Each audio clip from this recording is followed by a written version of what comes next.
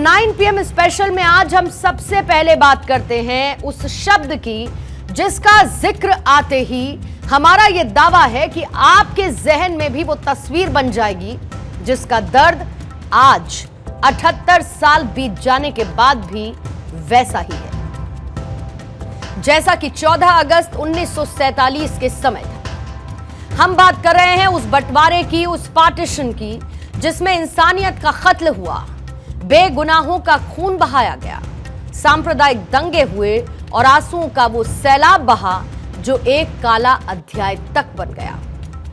देश जब आजादी के सपने देख रहा था, 200 वर्षों की गुलामी के बाद नए सवेरे की आस में था, तो इस आजादी के बीच उस विभाजन का पूरा फॉर्मेट तैयार हो रहा था जिसमें कैसे मुल्क का जन्म हुआ जो आज भी हिंदुस्तान का सबसे बड़ा दुश्मन है।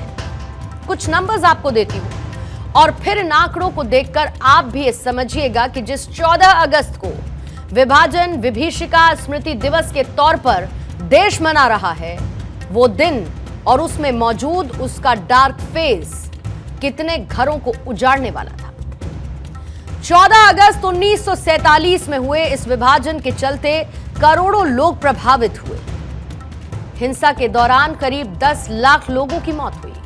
करीब 1.5 करोड़ लोगों को अपना घर बार छोड़कर रेफ्यूजी बनना पड़ा। 55,000 हिंदू और सिख महिलाओं का अपहरण कर लिया गया और ये सारे के सारे आंकड़े सरकारी हैं। आप सोचिए गैर सरकारी आंकड़े कितने भयावह रहे होंगे। रूह कांप जाए अगर आप उस मंजर के बारे में सिर्फ सोच भर लेंगे। आप सोचिए किस तरीके का कत्लेआम खुलेआम सड़कों पर किया जा रहा होगा। मास किलिंग, मैसेकर, किडनैपिंग, सब कुछ देखने के लिए एक आम इंसान मजबूर हुआ होगा। और ऐसे में इस मंजर को देखने वाले और इस टफ टाइम में भी सरवाइव करने वाले लोगों के हौसलों को सलाम करना जरूरी हो जाता है। और इसी के चलते 14 अगस्त साल 2021 में मोदी सरकार ने एक फैसला लिया था। वो फैसला जिसमें हर साल इस दिन को विभाजन विभीषिका स्मृति दिवस के रूप में मनाए जाने की घोषणा की गई ताकि हमारी अपकमिंग जनरेशन आगाह हो सके, should take lessons from this partition. उन्हें यह भी याद रहे कि इसी बंटवारे शब्द ने अनगिनत लोगों के जीवन में उथल पुथल ला दी थी।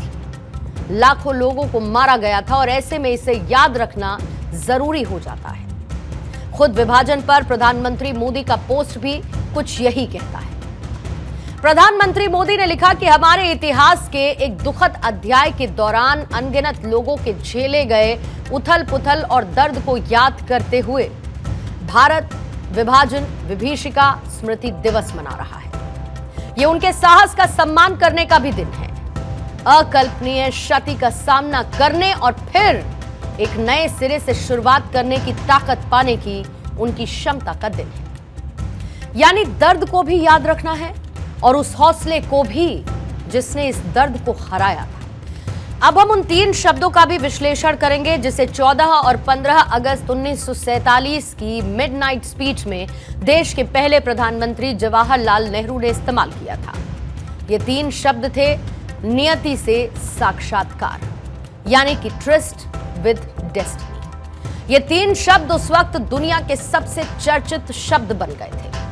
पंडित नेहरू के भाषण की जमकर सराहना हुई, लेकिन कोई नहीं जानता था कि इस भाषण के बाद देश को वो अंतहीन दर्द झेलना पड़ेगा जिसकी टीस आज भी रह रहकर उठती है। क्योंकि इस भाषण के कुछ समय बाद ही विभाजन को लेकर समाज को बांटा गया, दिल में दरार पैदा की गई। बंटवारा ये शब्द अपने आप में नेगेटिव है। कोई भी इस शब्द को सुनना पसंद नहीं करता। एक छोटा सा उदाहरण देती हूं आपको। जब घरों का बंटवारा होता है तो सिर्फ परिवार इसमें नहीं बांटे जाते, बल्कि परिवारों के बीच वो रिश्ते भी कई बार बंट जाते हैं जो लंबे वक्त तक एक दूसरे से दूर होने का गम झेलते हैं। और यहां पर एक परिवार का नहीं बल्कि देशों का, मुल्क का बंटवारा हुआ था। और ऐसे में इसे याद रखना भी जरूरी है और उस पल को भी समझना जरूरी है जिसमें लाखों लोग मारे गए, करोड़ों लोग प्रभावित हुए, विभाजन को लेकर सियासत पुरानी है तो बीजेपी लगातार इसको लेकर कांग्रेस पर हमला बोलती आई है।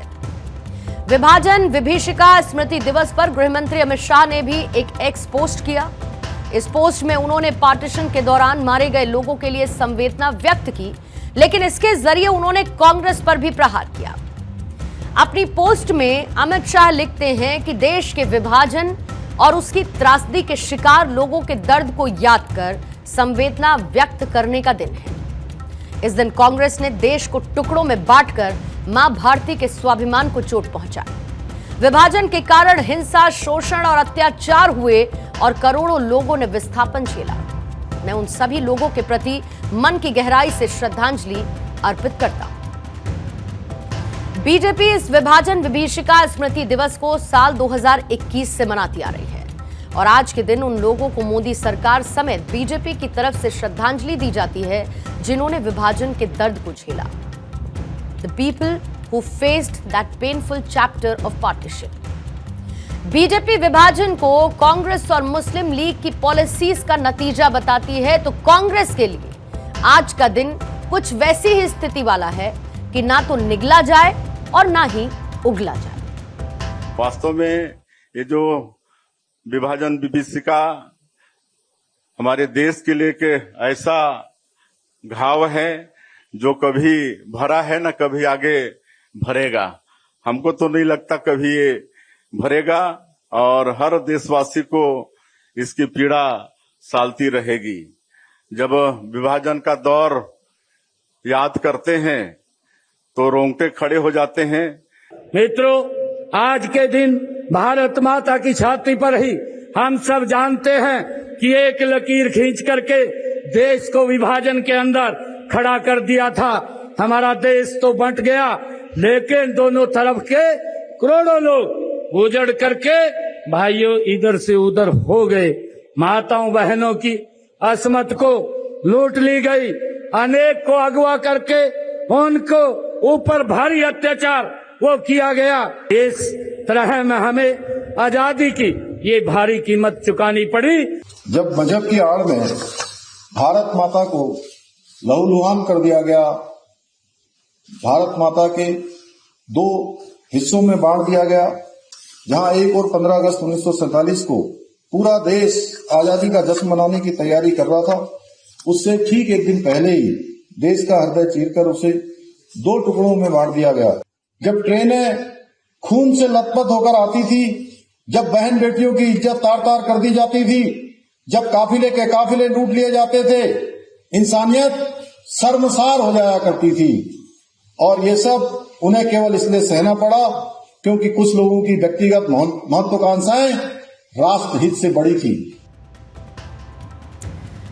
कई बार हमको सोचते हैं और हमें फील गुड होता है, लेकिन कई यादें भी ऐसी होती हैं जो इतनी कड़वी होती हैं जिन्हें याद तक करना हमारे लिए मुश्किल भरा होता है। 14 अगस्त 1947 का दिन भी कुछ ऐसा ही था। किस तरीके से इस ब्लैक डे की स्क्रिप्ट लिखी गई, इसकी कुछ प्रमुख घटनाओं का ऐसे में जिक्र करना जरूरी हो जाता है। 14 अगस्त को भारत के last viceroy Lord Mountbatten Karachi गए और वहां पर उन्होंने पाकिस्तान की संविधान सभा को संबोधित किया। इस दौरान सत्ता ट्रांसफर की प्रक्रिया पूरी की गई। मोहम्मद अली जिन्ना ने पाकिस्तान के पहले गवर्नर जनरल के तौर पर शपथ ली, जिसके बाद पाकिस्तान पैदा हुआ यानी अस्तित्व में आया। हालांकि जैसे ही पार्टीशन की घोषणा हुई, पाकिस्तान से बड़े पैमाने पर पलायन शुरू हुआ, जिसके बाद सांप्रदायिक हिंसा भी शुरू हुई। यह उस समय का सबसे बड़ा पलायन था जिसमें लाखों सिख हिंदुओं ने अपनी जान बचाने के लिए पाकिस्तान को छोड़ने में अपनी भलाई समझी। हालांकि इस दौरान इन पर हमले शुरू हुए, जिसमें सरकारी आंकड़े ये बताते हैं कि लाखों लोग उस दौरान मारे गए थे। 14 अगस्त जहां पर पाकिस्तान के लिए एक नए राष्ट्र के तौर पर वर्ल्ड मैप पर खुद को स्थापित करने का दिन था, वहीं लाखों लोगों के लिए यह विभाजन, विस्थापन, हिंसा और मौत का दिन था। लंबे वक्त तक विभाजन के इस दिन को लोगों की यादों से दूर रखा गया, लेकिन फिर जब देश की सत्ता बदली तो साल 2021 में पार्टीशन पेन को याद करने के लिए विभाजन विभीषिका स्मृति दिवस की शुरुआत हुई। आज उन लोगों को याद किया गया जिनकी जान चली गई, जिन्हें सिर्फ इसीलिए मार दिया गया क्योंकि वो पाकिस्तान में मौजूद थे। 14 अगस्त की तिथि को विभाजन विभीषिका स्मृति दिवस के रूप में आयोजित करने का निर्णय लिया। न केवल ये उनके परिवारजनों के घावों पर एक मलहम लगाने का कार्य किया गया, बल्कि इस देश को, वर्तमान पीढ़ी को उसके इतिहास से अवगत कराने का भी एक अभियान विभाजन विभीषिका स्मृति दिवस के रूप में इस कार्यक्रम की शुरुआत ने प्रारंभ किया। देश ने इस विभाजन से कई सबक सीखे और कई ऐसे सबक भी हैं जो अभी सीखे जाने बाकी हैं। ऐसे में बीजेपी की यह पहल राजनीतिक कम और अनुभवों को याद करने वाली ज्यादा नजर आती है। देश का बंटवारा हुआ लेकिन शांतिपूर्ण तरीके से नहीं हुआ। इस तारीख ने कई खूनी मंजर देखे। भारत का विभाजन खूनी घटनाक्रम का एक दस्तावेज बना जिसे हमेशा उलटना पलटना पड़ता है। दोनों देशों के बीच बंटवारे की लकीर खींचते ही रातों रात अपने ही देश में लाखों लोग बेगाने और बेघर हो गए। धर्म मजहब के आधार पर ना चाहते हुए भी लाखों लोग इस पार से उस पार जाने के लिए मजबूर हुए और ऐसा मंजर फिर कभी किसी को ना देखना पड़े। और ऐसे में इस विभाजन को जानना और हर भारतीय को इससे सबक लेना जरूरी हो जाता है।